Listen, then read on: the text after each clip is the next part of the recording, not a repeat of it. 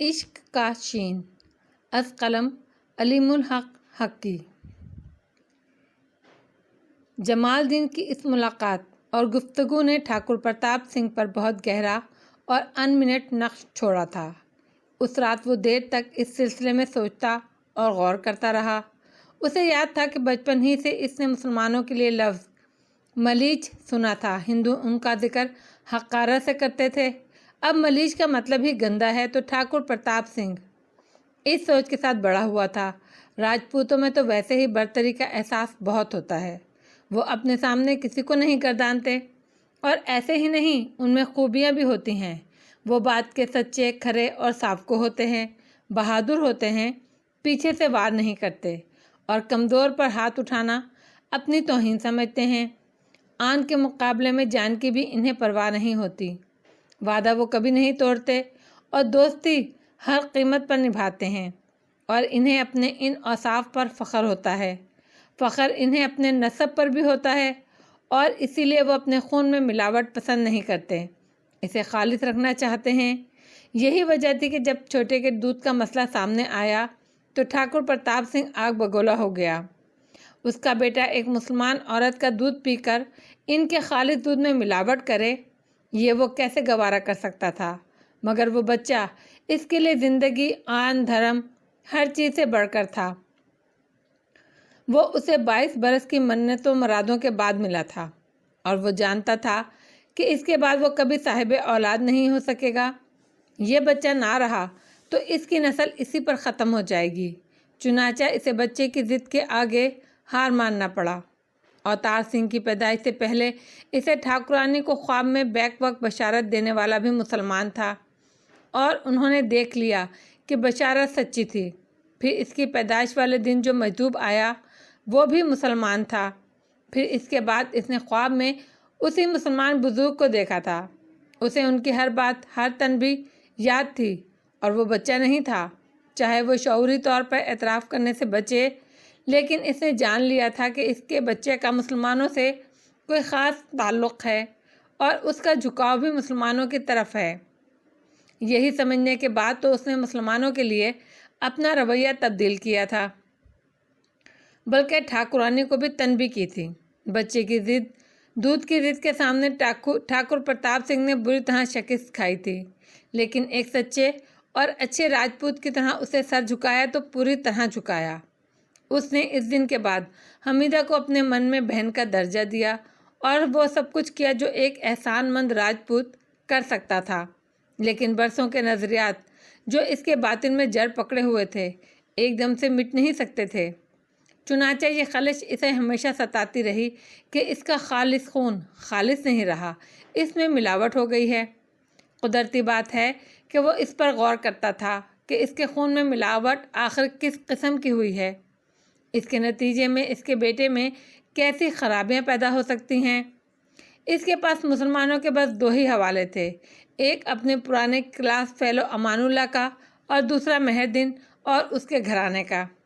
मगर पहले उसे इसके बारे में गौर करने की ज़रूरत ही नहीं थी, मगर अब ये ज़रूरी हो गया था। चुनाचा उसने भी वक्त में पीछे जाकर याद करने और समझने की कोशिश की, और उसने अमानुल्लाह को नज़रअंदाज कर दिया।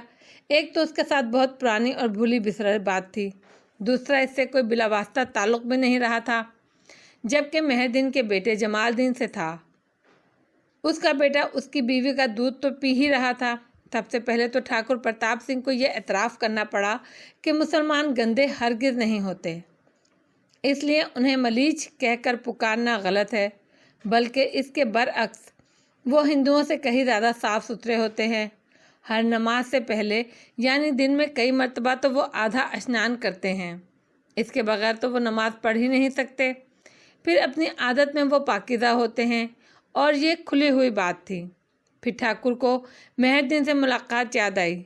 जब वो इसे मिला था तो महाजन इसके घर पर कब्जा कर रहा था, और पूरी बात ठाकुर की समझ में आ गई थी। गांव का ज़मींदार मेहरदीन की बेटी के चक्कर में था, और इस सिलसिले में महाजन के कर्जे को इस्तेमाल कर रहा था। ठाकुर प्रताप सिंह ने ऐसे खेल बहुत देखे थे। वो जानता था कि हिंदुस्तान के गांव, देहातों, बल्कि शहरों में ये खेल करोड़ों बार खेला जा चुका है, और हर बार गरीब किसान ने शिकस्त खाई है और जालिम जमींदार फतेहयाब हुआ है। गरीब ने हमेशा इज्जत और आबरू के बदले अपना घर, अपना माश बचाया है, लेकिन मेहदीन इस पर आमादा नहीं था। उसने हथियार नहीं डाले थे। ठाकुर को उसकी यही अदा तो भाई थी। राजपूत अपने किरदार के औसाफ पर फख्र करता है, मगर और किसी में किरदार देखे और अच्छे औसाफ नज़र आए तो उसे भी इज्जत देता है।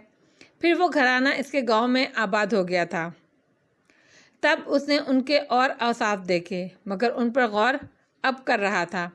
वो वफादार थे, बात के पक्के, एहसान मानने वाले थे, मतलबी नहीं थे। एहसान करने वाले के लिए जान देने में भी उन्हें आर नहीं थी।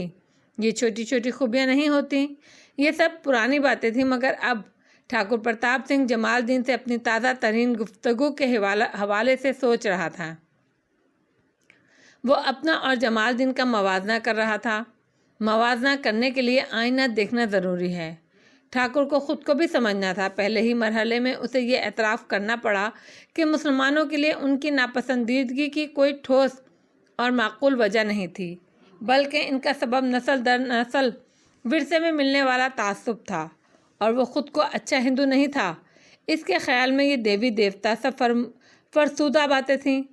उसे ज़िंदगी में कभी पूजा नहीं की थी, मगर जब उसे बेटे की आरज़ू हुई और वो पूरी होती नज़र नहीं आई तो वो मंदिरों में गया, पूजा की, चढ़ावे दिए, दरख्तों तक से औलाद मांगी।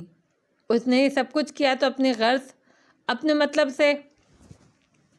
उस वक्त अगर कोई उससे कह देता कि अपने गांव में मंदिर गिरा देने से, कोई मूर्ति तोड़ देने से इसकी मुराद पूरी हो सकती है, तो वो यकीनन ऐसा कर गुजरता।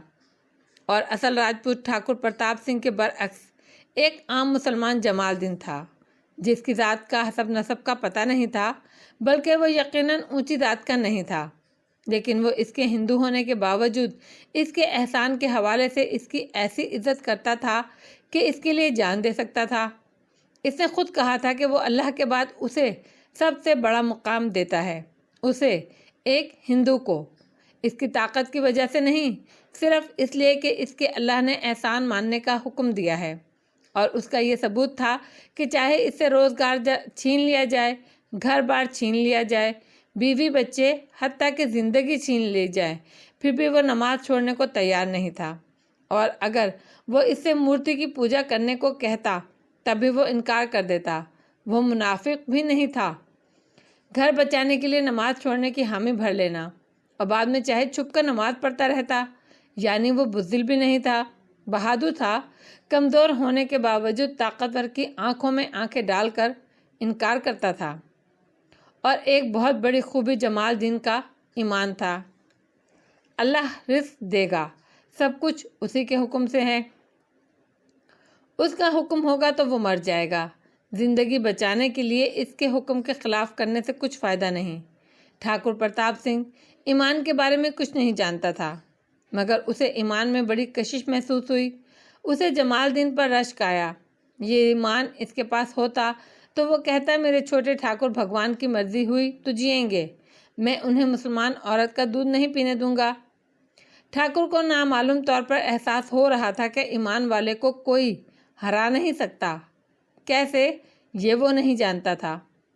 और सबसे बड़ी बात यह कि अब जमालदीन के पास ठाकुर से ज़्यादा ज़मीन थी, ज़्यादा पैसा था।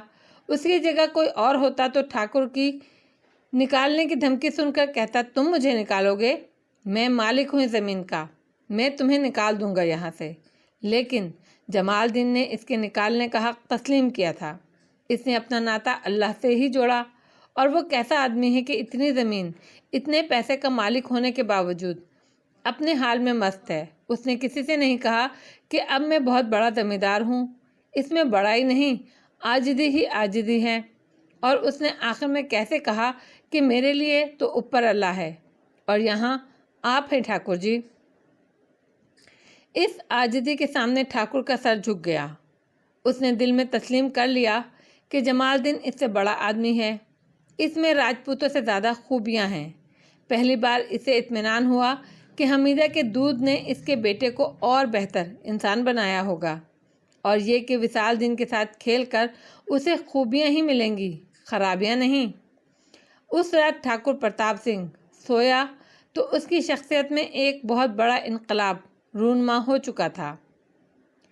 ठाकुरानी रंजीता इन दिनों बहुत परेशान थी, परेशान भी और खौफजदा भी। परेशान वो इसलिए थी कि इसका नन्हा बेटा हमीदा और विशाल दिन से बहुत करीब हो गया था, बल्कि यूं कहिए कि वो इन्हें देखकर जीता था। उसकी तबीयत ऐसी थी कि वो ज़्यादा लोगों से घुलता मिलता नहीं था और जिन लोगों से ताल्लुक़ जुड़ा हो तो वो गहराई तक जुड़ा था। इसकी ज़िंदगी में माताजी, पिताजी, अम्मा, वीर जी और चाचा जी के सिवा कोई नहीं था। घर में इतने मुलाजिम, इतनी नौकरानियाँ थीं, मगर इसे किसी से गर्ज नहीं थी। अब जबकि उसका दूध छुड़ाया जा चुका था तो ठाकुरानी चाहती थी कि उसे हमीदा और उसके परिवार से दूर कर दें, लेकिन छोटा जिस तरह उनका दीवाना था उसमें ये मुमकिन नज़र नहीं आता था और ये ताल्लुक़ इसी तरह बढ़ता रहा तो ठाकुरानी को खौफ था कि किसी दिन ठाकुर बुरी तरह भड़क जाएगा। वैसे ठाकुरानी को अपने छोटे से बच्चे पर तरस भी आता था। अपने बहन भाई हों तो बच्चा इतना तन्हा नहीं होता, लेकिन नन्हा अवतार सिंह तो बिल्कुल अकेला था। सच तो ये था कि हमीदा और विशाल दिन ना होते तो ना जाने क्या होता। ठाकुरानी सोचती तो इसे इस पर शर्मिंदगी होती कि वो उन्हें भी इससे छीनने की कोशिश कर रही है। फिर इसे खौफ था। अवतार सिंह 3.5 साल का हो चुका था। ठाकुर पढ़ा लिखा आदमी था। ये तय था कि वो अपने बेटे को तालीम दिलाएगा। गांव में कोई स्कूल था ही नहीं तो तालीम के लिए छोटे को घर से दूर जाना होगा। अभी तो ठाकुर ने ऐसी कोई बात नहीं की थी, लेकिन ठाकुरानी जानती थी कि इसके सर पर जुदाई की तलवार लटक रही है। यह ख्याल ही इसके लिए तड़पा देने वाला था कि नन्हा राजकुमार इससे दूर हो जाएगा। बरसों की तन्हाई के बाद वो इसे मिला था। वो तो उसे एक लम्हे के लिए भी खुद से दूर करना नहीं चाहती थी। ठाकुरानी को बेटे से अपनी जुदाई का ख्याल आता तो वो बेरहम हो जाती। वो सोचती कि वो उम्र भर की तरसी हुई माँ होकर भी अपने बेटे की जुदाई बर्दाश्त कर सकती है, तो उसका बेटा जो सिर्फ 3.5 साल का है, हमीदा और विशाल दिन की जुदाई बर्दाश्त क्यों नहीं कर सकता। ये सोचते सोचते उसे एक दिन अपने सवाल का जवाब मिल गया। मसले 2 नहीं रहे, एक हो गया। उसके एक मसले में दूसरे मसले का हल था। अवतार सिंह पढ़ने के लिए शहर जाता तो वो हमीदा और विशाल दिन से भी दूर हो जाता, लेकिन इससे ठाकुरानी की तसल्ली नहीं हुई। यूँ तो वो भी महरूम हो जाएगी अपने बेटे से। ऐसा क्यों हो? उसका दूध का मतलब निकल चुका तो वो फिर से रकाबत की आग में जलने लगी थी। आदमी जिस चीज़ से डरता है, डर बढ़ जाए तो खुद उसकी तरफ लपकता है। ठाकुरानी की परेशानी और खौफ इतना बढ़ा कि इसने खुद ही आग में कूदने का फैसला कर लिया। उस रात नन्हे ठाकुर को सुलाने के बाद वो बड़े ठाकुर के कमरे की तरफ चल दी। अवतार सिंह की पैदाइश के बाद बड़े ठाकुर में बड़ी तब्दीलियां आई थीं। उसकी बाहर की मसरूफियत कम हो गई थी। शाम होते ही वो घर में आ जाता। अवतार सिंह के सोने तक वो इसके साथ वक्त गुजारता। ये उसका ठाकुरानी पर एहसान था, क्योंकि नन्हा अवतार सिंह सवाल बहुत करता था और ज़्यादातर सवाल ऐसे होते थे कि ठाकुरानी इनका जवाब नहीं दे सकती थी, बल्कि वो देखती थी कि बाज़ औक़ात तो ठाकुर भी परेशान हो जाता कि क्या जवाब दे। ठाकुरानी पूरे यकीन के साथ ठाकुर के कमरे की तरफ बढ़ गई और उसका यकीन गलत भी नहीं था। ठाकुर अपनी मसहरी पर नीम दराज कोई किताब पढ़ रहा था। वो ऐसा मुनमहिक था कि इसे ठाकुरानी की आमद का पता ही न चला। ठाकुरानी के पुकारने पर उसने चौंक कर सर उठाया। रंजीता, तुम कब आई? देर हो गई नाथ, पर आप तो ऐसे खोए हुए हैं, ठाकुरानी ने शिकायतन कहा। उसे हैरत होती थी कि पिछले चंद माह से ठाकुर को किताबें पढ़ने का शौक़ हो गया था। हर हफ्ते 15 दिन में वो शहर जाता और किताबें खरीद कर लाता। अवतार सिंह के सोने के बाद वो अपने कमरे में बैठा पढ़ता रहता था। ठाकुर ने किताब उलट कर रख दी। हाँ, पढ़ते हुए कुछ होश ही नहीं रहता। ये आपको अब पढ़ने का शौक़ हुआ है? बुढ़ापे में? ठाकुर ने हंसते हुए टुकड़ा लगाया। तुम्हें हैरत होती है? हाँ नाथ, मेरी समझ में इसकी ज़रूरत नहीं आती। पढ़ते क्या हैं आप? कुछ नहीं, ज़िंदगी को, दुनिया को समझने की कोशिश करता हूँ। मगर किस लिए? तुम्हारे बेटे के लिए रंजू। ठाकुर मुस्कुराया। देखती नहीं कैसे कैसे सवाल करता है। मैं जवाब ना दे पाऊँ तो समझेगा उसका पिता जाहिल है। भगवान ना करे। ठाकुरानी ने जल्दी से कहा। वैसे वो सवाल बड़े अजीब करता है। ठाकुरानी के लहजे में फ़ख्र था। तो ऐसे बच्चे के लिए तैयारी करना ज़रूरी है ना? ऐसे तो मैं कभी अपने इम्तिहान के लिए भी तैयारी नहीं करता था। ठाकुर हंसने लगा। फिर बोला, ये बताओ तुम कैसे आई हो? वैसे तो कभी ख्याल ही नहीं आता मेरा। छोटे ठाकुर के बाद तो बस तुम उसी की हो गई। मुझे तो छोड़ ही दिया है तुमने। ऐसी बातें ना करें नाथ, ठाकुरानी खिसिया गई। पर इस वक्त तो मैं काम से आई हूँ, तो कह दो जल्दी से। मैं चाहती हूँ अपने छोटे को हमीदा और विशाल दी से दूर कर दिया जाए। क्यों भाई? ठाकुर हैरान रह गया। नाथ, बच्चा अब सीखने की उम्र में है। मुसलमानों के साथ रहेगा तो उन्हीं की बातें सीखेगा। ये तो पहले सोचने की बात थी ठाकुरानी, ठाकुर ने सर्द लहजे में कहा। उसने तो दूध ही एक मुसलमान औरत का पिया है, अब इतनी फिक्र काहे को करती हो? वो तो मजबूरी थी नाथ, बच्चे की जिद के आगे हार मानना पड़ी। पर अब तो दूध छोड़ चुका है वो, अब तो उसे आसानी से इनसे दूर किया जा सकता है। तुम भूल रही हो ठाकुरानी कि हम राजपूत आन के मुकाबले में किसी की मजबूरी को नहीं मानते। ठाकुर के तेवर बहुत ख़राब थे और एहसान लेना हमें मंजूर नहीं होता, लेकिन एहसान ले लें तो जीवन भर याद रखते हैं। सर झुक जाए तो जीवन भर नहीं उठता। क्या हम राजपूत आम लोगों की तरह मतलबी हो सकते हैं कि मतलब निकल जाने के बाद मुंह फेर लें? नहीं, हरगिज़ नहीं। हमने ऐसा किया तो हम में और एक नीच मुनिश में क्या फ़र्क रह जाएगा? ठाकुरानी इसके तेवर देखकर सहम गई। क्षमा कर दे नाथ, मैं तो सबका भला सोच रही थी। अच्छा, ये तो बताओ तुम इस सिलसिले में क्या करना चाहती थी? तुम्हारे ख्याल में छोटे ठाकुर को उन लोगों से कैसे दूर किया जा सकता है? हमीदा और इसके बेटे को हवेली आने से रोक दिया जाए, ठाकुरानी ने कहा। इसके दिल में उम्मीद जाग उठी। तुम बड़ी रनदान हो रंजू, अपने बेटे को नहीं जानती? इस बार ठाकुर के लहजे में प्यार था। जब उसे बोलना नहीं आता था, कुछ भी नहीं आता था, ताकत भी नहीं थी उसमें, तब भी उसकी जिद ने हमें हरा दिया था। अब क्या हो सकता है ये तो सोचा भी नहीं जा सकता। ठाकुरानी कुछ नहीं बोली। ये बात उसके दिल को लगी थी, लेकिन इसके तर्कश में एक तीर अभी बाकी था। और नाथ, दूसरी फिक्र मुझे छोटे की पढ़ाई की है। अब पढ़ने की उम्र में आ रहा है वो। हाँ, बल्कि आ चुका है, ठाकुर ने पुरख्याल अंदाज में कहा। इसके सवाल, इसकी पूछताछ से यही पता चलता है। मेरा ख्याल है कुछ ही दिन बाद में इसके सवालों के जवाब देने से हार जाऊंगा। हाँ, अब इसे किसी ज्ञानी उस्ताद की ज़रूरत है, लेकिन यहाँ करीब में कोई अच्छा स्कूल नहीं है। ये तो दुरुस्त है, फिर इसे शहर भेजना पड़ेगा। ठाकुर दिल ही दिल में पत्नी की अक्लमंदी पर मुस्कुराया। वो हर बात बहुत अच्छी तरह समझ रहा था। उसने बड़ी मासूमियत से कहा, मैं नहीं समझता कि तुम इससे दूरी सह सकती हो, और तुम चाहे सह लो, ये मेरे बस की बात नहीं। अब के सवाल उठाने की बारी ठाकुरानी की थी, तो फिर उसे पढ़ाना तो ज़रूरी है। हाँ, लेकिन मैं अभी तो इसे खुद से दूर नहीं कर सकता। कुछ बड़ा हो जाए तो देखेंगे। तो फिर तुम ये मुझ पर छोड़ दो रंजू, ठाकुर ने बड़े प्यार से कहा। मैं खुद दिल्ली जाऊंगा, इस मसले का कोई हल निकल आएगा। अब ठाकुरानी के पास कहने को कुछ भी नहीं था। जो आपकी इच्छा स्वामी जी, उसने कमज़ोर आवाज़ में कहा। ठाकुर प्रताप सिंह ने अपने बच्चे को एक कड़ी आजमाइश से बचाने की कोशिश की थी, लेकिन ठाकुरानी को इससे तसल्ली नहीं हो सकती थी। उसे हमेशा यह ख्याल रहता कि इस सिलसिले में कोशिश ही नहीं की गई, और वो हमेशा अफसोस करती और हाथ मलती। लेकिन कुदरत ने उसे इस कष्ट से बचा लिया। इस बात को चंद ही रोज़ हुए होंगे कि पहली बार मामूल में फ़र्क आया। हमीदा और विशाल दिन हवेली नहीं आए।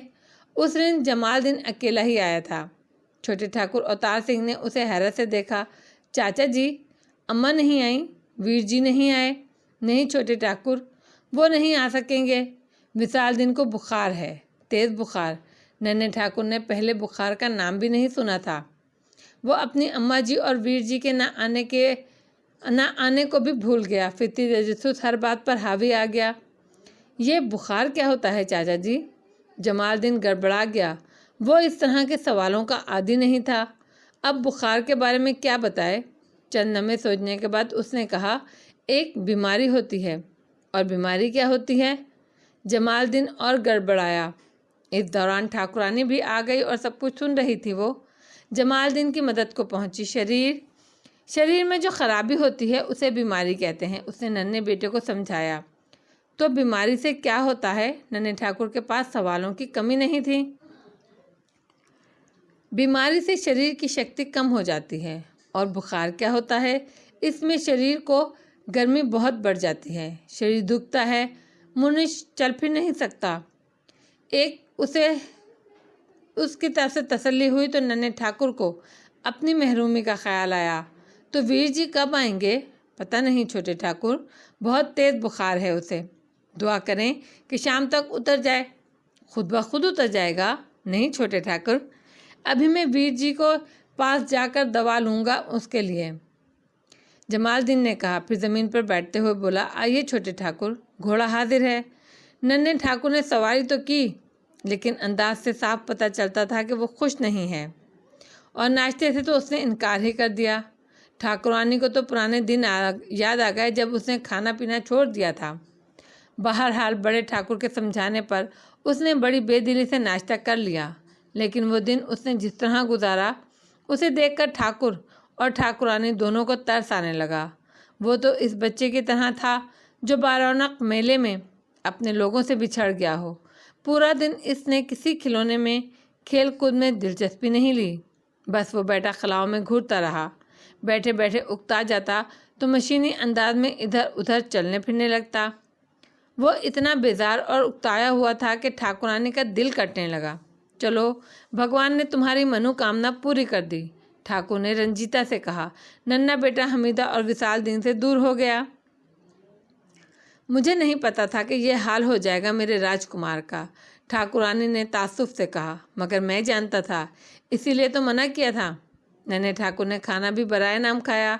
ठाकुरानी के इसरार पर उसने कहा, माता जी, खाया नहीं जाता, गले में कुछ फंस रहा है। उसके लहजे में ऐसी बेचारगी और दुख था कि ठाकुरानी के अपने हलक में कुछ फंसने लगा और सरे शाम ही छोटा ठाकुर मुंह लपेट कर पड़ गया। वरना उस वक्त वो हर रोज़ अपने पिताजी से खेलता, इनसे बातें करता था।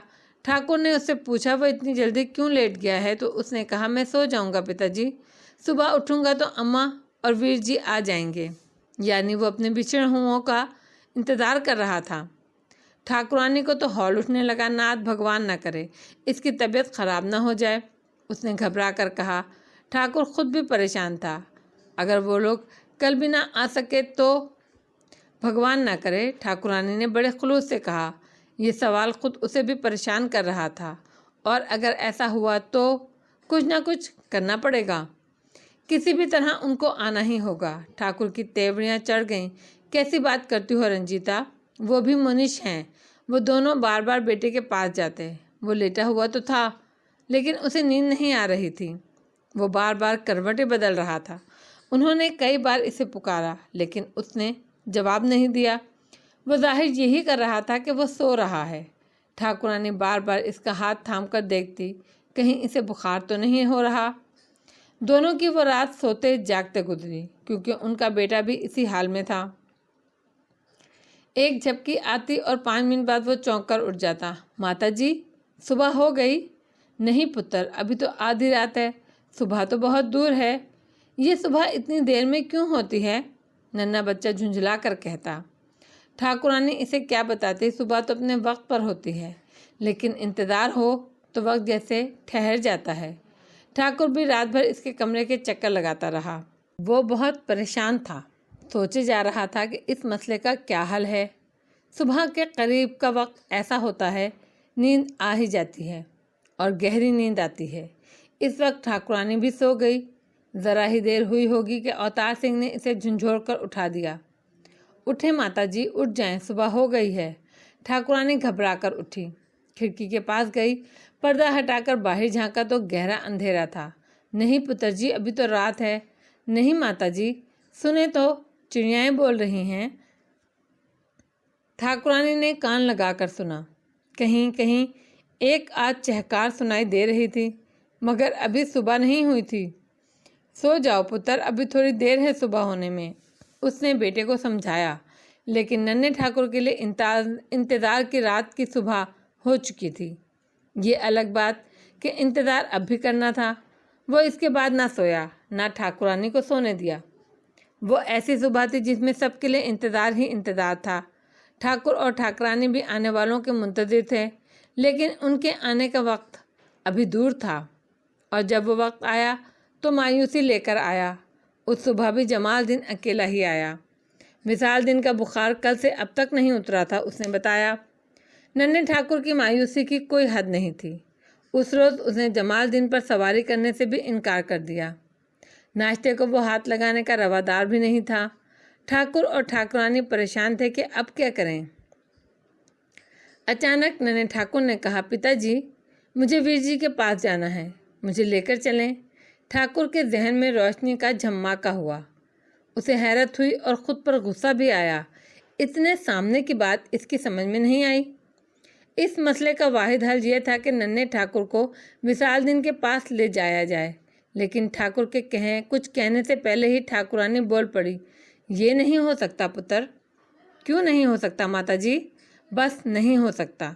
तुम चुप रहो ठाकुरानी, ठाकुर ने बेहद सख्त लहजे में कहा। फिर बेटे की तरफ मुड़ा।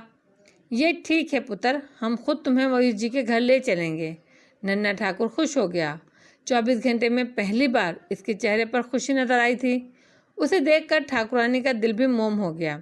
ठीक है नाथ, तुम नाश्ता तैयार करो रंजू, हम नाश्ता साथ लेकर जाएंगे। और तुम जमालदीन, ठाकुर जमालदीन की तरफ मुड़ा, तुम वैद्य जी को लेकर अपने घर पहुंचो। वैद्य जी से तो मुझे दवा लेनी है, जमालदीन ने हैरत से कहा। वो कब कहीं जाते हैं? उनसे कहना मेरा हुक्म है, ठाकुर ने सख्त लहजे में कहा। जमालदीन चला गया। ठाकुर गाड़ी तैयार करवाने लगा। जमालदीन का घर गांव के आखिरी सिरे पर था। बच्चे को इतनी दूर पैदल तो नहीं लेके जाया जा सकता था। ठाकुर ने गाड़ी तैयार तो करा ली, मगर इसके बाद वो दूसरे अंदाज में सोचने लगा। उसे याद था कि अपने गर्ज के लिए जब वो पहली बार जमालदीन के घर गया था तो उसने ये ख्याल रखा था कि गर्जमंदों की तरह जाए। सो वो आधी रात को पैदल ही उसके घर गया था। और आज भी बात कर्ज की थी, तो फिर ये एहतमाम और करो फ़र्क कैसा? दूसरी बात यह कि अवतार सिंह का हमीदा से दूध का ताल्लुक़ जुड़ने के बाद उसने इसके घराने को हर एतबार से बराबरी का दर्जा दिया था। अब उसे ख्याल आ रहा था कि ये बराबरी तो नहीं, विशालदीन अपनी माँ के साथ हर रोज़ पैदल चलकर हवेली आता था, जबकि इसका बेटा तो पहली बार हमीदा के घर जा रहा था। इसे भी पैदल ही जाना चाहिए। और इस बराबरी के ख्याल के तहत ठाकुर ने एक और फैसला किया। ये क्या कि विशालदीन अपनी माँ के साथ हर रोज़ हवेली आए। ये भी तो बराबरी नहीं होती। बराबरी तो यह है कि एक दिन विशालदीन हवेली आए, दूसरे दिन अवतार सिंह उनके घर जाए और वहाँ वक्त गुजारे। ये फैसला करके वो पुरसकून हो गया। ठाकुरानी नाश्ते का सामान लेकर आई तो ठाकुर ने दोनों फैसले इसे सुना दिए। ठाकुरानी जुज़बुझ तो हुई, लेकिन इख्तलाफ करने की जुर्रत नहीं कर सकी। ताहम इसने दबे दबे लहजे में कहा, मेरा बच्चा इतना छोटा है, पैदल चलेगा तो थक जाएगा। नहीं थकूंगा माताजी, वीर जी से तो मिलने में खुशी खुशी है। नन्हे ठाकुर ने किसी के लिए कुछ कहने की गुंजाइश नहीं छोड़ी। वो चलने लगा तो ठाकुरानी भी साथ होली। आज तो मैं भी चलूँगी। ठाकुर ने कोई तारुज़ नहीं किया। वो जानता था कि ठाकुरानी देखना चाहती है कि इसका बच्चा कहाँ जाया करेगा। इससे पहले नन्हे ठाकुर की दुनिया सिर्फ उसकी आबाई हवेली थी। वो कभी बाहर नहीं निकला था। सो अब वो हैरान भी था और खुश भी। ये बाहर की दुनिया बहुत बड़ी थी। ताहद नज़र लहलहाते हुए हरे भरे खेत और इनमें काम करते हुए किसान, ये सब कुछ उसे बहुत अच्छा लग रहा था। वो हर चीज़ के बारे में पूछ रहा था। हर सवाल के साथ वजाहतें भी थीं। ठाकुर जवाब देते देते थक गया। बाकी बातें फिर पूछ लेना पुत्र, उसने हंसते हुए कहा। इसी लम्हे उसे दरख्त के पास वही मजदूब खड़ा नजर आया जिसे उसने अवतार सिंह की पैदाइश के दिन देखा था। उसने ठाकुरानी का हाथ दबाते हुए सरगोशी में कहा, रंजू, आज तुम्हें भी इस बाबा के दर्शन होने वाले हैं जिसे तुमने ख्वाब में देखा था। ठाकुरानी ने नज़रें उठाकर उस तरफ देखा। मजदूब इनसे कोई 20 कदम के फासले पर मौजूद था। ठाकुर ने इसके थामे हुए हाथ से इसके जिस्म की थरथराहट महसूस की। क्या बात है रंजू? मुझे डर लग रहा है नाथ। ठाकुर रानी की आवाज़ भी लरज रही थी। देने वाले से कैसा डर? ठाकुर ने तसल्ली दी। देने वाले ले भी तो सकते हैं। वो महजूब के पास पहुंच गए, रुक गए। ठाकुर और ठाकुरानी ने हाथ जोड़कर उसे प्रणाम किया। ठाकुरानी का पूरा जिस्म लरज रहा था। महजूब ठाकुरानी को बहुत गौर से देख रहा था, जो नज़रें झुकाए खड़ी थी। नज़रें तो उठा ठाकुरानी, महजूब ने धीमे लहजे में कहा। ठाकुरानी ने एक लम्हे को नज़रें उठाईं और फौरन ही झुका लीं। इन आंखों में देखने की ताब नहीं थी उनमें। देने वाले बहुत से नहीं होते नासमझ, देने वाला एक ही होता है, महजूब ने नासहाना लहजे में कहा। और देने वाला इतना बड़ा है कि किसी बात पर खफा होकर दी हुई चीज़ वापस नहीं लेता। ठाकुरानी तो ये सुनकर दहल गई। इतने फासले से इसकी सरगोशी में की हुई बात महजूब ने कैसे सुन ली? भूल हो गई महाराज, मेरी पत्नी नादान है, क्षमा कर दें इसे, ठाकुर ने जल्दी से कहा। भूल तो होती है, माफ़ी भी मिल जाती है, लेकिन निशानियां देखकर समझना तो चाहिए। ये बात तू भी समझा दे। सिर्फ एक बात। महजूब के लहजे में हल्की सी सर्दिश थी। तुम कहाँ कहाँ मांगते फिरे, मगर तुम्हें कुछ नहीं मिला। फिर देने वाले ने तुम्हें कुछ देने से पहले बरगद के उस पेड़ को जला दिया जिससे तुमने आखिरी बार औलाद मांगी थी। इसमें निशानी थी कि बरगद का पेड़ तो खुद अपनी मर्जी से रह नहीं सकता। देने वाला कोई और है जो तुम्हें नज़र नहीं आता, मगर तुम बदनसीब समझते ही नहीं। इस बार ठाकुर पर भी थरथरी तारी हो गई। उस पेड़ का जलना पहली बार इसकी समझ में आया था। भूल हो गई महाराज, वो गिड़गिड़ाया। कब तक भूले रहोगे? कब तक भूल होती रहेगी? खैर, भूल हो गई तो माफ़ी भी मिलेगी। वो तो बहुत माफ़ करने वाला है, मगर भूले रहोगे तो वो भी तुम्हें भूल जाएगा। इन लफ्ज़ों में जाने क्या था कि ठाकुर और ठाकुरानी अंदर से थर्रा कर रह गए। और सुनो, मैंने सब कुछ तो समझा दिया था। महजूब का लहजा अब भी नरम था। ठाकुरानी तू समझती क्यों नहीं? छोटी की खुशी के आड़े ना आया कर। तू उसका रास्ता खोटा नहीं कर सकती, बस खुद को दुखी कर लेगी। इस कोशिश में मोहब्बत की है तो मोहब्बत करना भी सीख। दिल बड़ा रख। इसने तुझे कीमती चीज़ दी है तो इसे सबके साथ बांटा कर। वो तेरा होगा, वरना तेरा नहीं रहेगा। और सुन, उसे अपना रास्ता मालूम है, इसे चलने दे। इसके रास्ते पर तेरी टेढ़ी भी दूर हो जाएगी। इस बार महजूब की बात पूरी तरह ठाकुरानी की समझ में आ गई। उसने नज़रें उठाई और हाथ जोड़ते हुए बोली, अब गलती नहीं होगी महाराज। इतनी देर तक नन्हा ठाकुर महजूब को टकटकी बांधे देखता रहा। अचानक महजूब घुटनों के बल बैठा और इसने नन्हे ठाकुर के दोनों हाथ थाम लिए। आप कैसे हैं बेटे? उसने कहा। इसके लहजे में मोहब्बत ही मोहब्बत थी। मैं ठीक हूँ बाबा, बस मेरे वीर जी बीमार हैं, नन्हे ठाकुर ने कहा। ठीक हो जाएंगे वो, अल्लाह के हर काम में बेहतरी होती है। बस आप खुश रहें। खुश रहने वाली बातों में अल्लाह आपके साथ है। ये कहकर महजूब ने इसके दोनों हाथों को मोहब्बत से चूमा और आंखों से लगाया। फिर वो उठकर खड़ा हुआ। अब मैं चलता हूँ। महजूब दहली की सिमत चल पड़ा। वो तीनों खड़े इसे देखते रहे।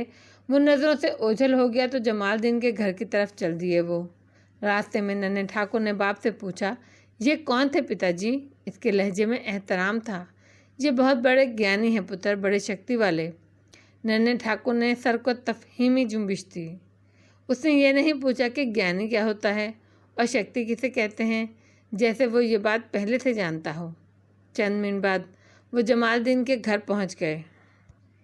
वैद्य जी विशालदीन को दवा देकर जा चुके थे।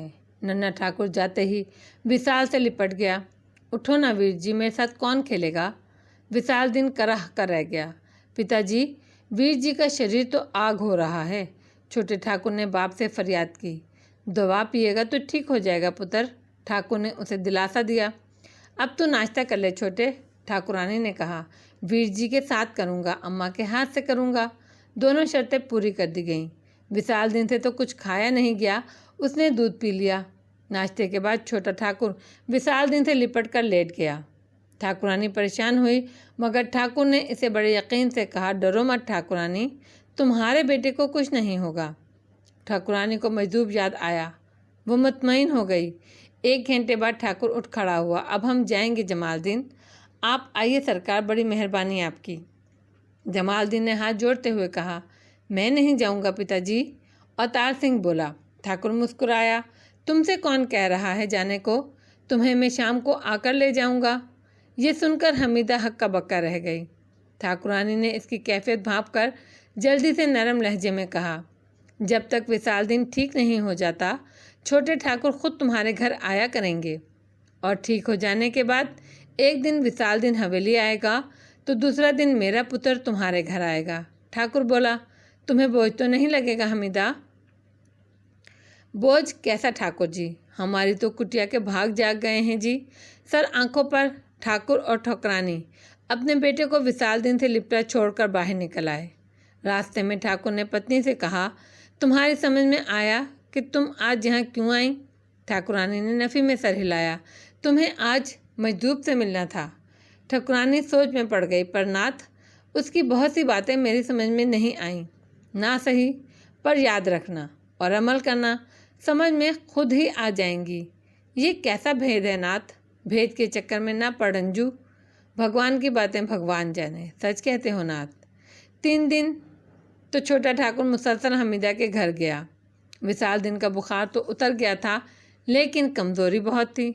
फिर भी वह सहन में छोटे ठाकुर के साथ खेलता रहा। तीसरे दिन वो घर से बाहर निकलकर मिट्टी में खूब खेले। छोटे ठाकुर को बहुत मज़ा आया, बल्कि ये जानकर उसे अफसोस हुआ कि अगले रोज़ विशालदीन हवेली आएगा। उसे घर से बाहर खुली फिज़ा में खेलने का चस्का लग गया था। और फिर दूसरा दिन मामूल शुरू हो गया। एक दिन हवेली विशालदीन आता और अगले दिन छोटा ठाकुर उनके घर आ जाता। एक हफ्ते बाद ठाकुर प्रताप सिंह बेटे की तालीम की फ़िक्र में दिल्ली चला गया। उसे नहीं मालूम था कि बेटे की तालीम शुरू हो चुकी है। नन्ना ठाकुर बेहद मुतजस्सिस फितरत का मालिक था। उसका मुशाहिदा बहुत अच्छा था और चीज़ों को देखकर वो इनके बारे में गौर व फिक्र भी करता था।